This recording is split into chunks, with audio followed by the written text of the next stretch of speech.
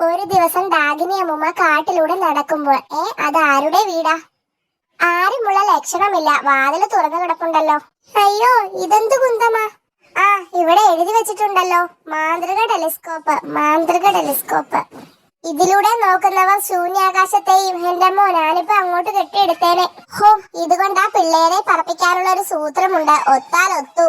കാട്ടിൽ മറ്റൊരിടത്ത്. രാജു ഇന്ന് കുറെ അധികം പഴങ്ങൾ പറിക്കണം. പണി തുടങ്ങി. ആഹാ, മായാവിയെ പിടിച്ചേ. നോക്ക് രാധേ, ഇവനെ ഞാൻ കാടിനുള്ളിലെ വീട്ടിൽ അടയ്ക്കാനിരിക്കുക. ഹാഹാ, വാ രാജു, നമുക്ക് അങ്ങോട്ട് പോകാം. അതെ, നമുക്ക് മായാവിയെ രക്ഷിക്കണം.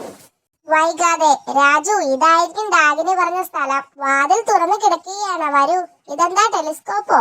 രാജു, എന്തോ അപകടമുണ്ട്. മായാവിയെ കാണുന്നില്ലല്ലോ. നമുക്ക് ഒന്ന് വിളിച്ചു നോക്കാം. ഓം ഹ്രീം കുട്ടിച്ചാത്ത, ഓം ഹ്രീം. മായാവി എത്തിക്കഴിഞ്ഞു. എന്താ കൂട്ടുകാരെ, മായാവി നിങ്ങൾ എങ്ങനെ ഇവിടെ എത്തി? അതെ, ഡാഗിനിയമ്മ പറഞ്ഞിട്ടാ കുട്ടികൾ കാര്യം പറഞ്ഞതും. അയ്യോ, ഇതിലൂടെ നോക്കാത്തത് നന്നായി, അല്ലെങ്കിൽ കുഴപ്പമായനെ. എന്താ കുഴപ്പം മായാവി? അയ്യോ, ഇവനാണ് ആകാശക്കുഴൽ. ഇതിലൂടെ നോക്കുന്നവരെ ഇവൻ ശൂന്യാകാശത്തെത്തിക്കും. അയ്യോ, ഇനി എന്ത് ചെയ്യും? വഴിയുണ്ട്. ഞാൻ ഇവനെ മന്ത്രജൊല്ലി നീട്ടാം. ഓം ഹ്രീം ലോം ലോം.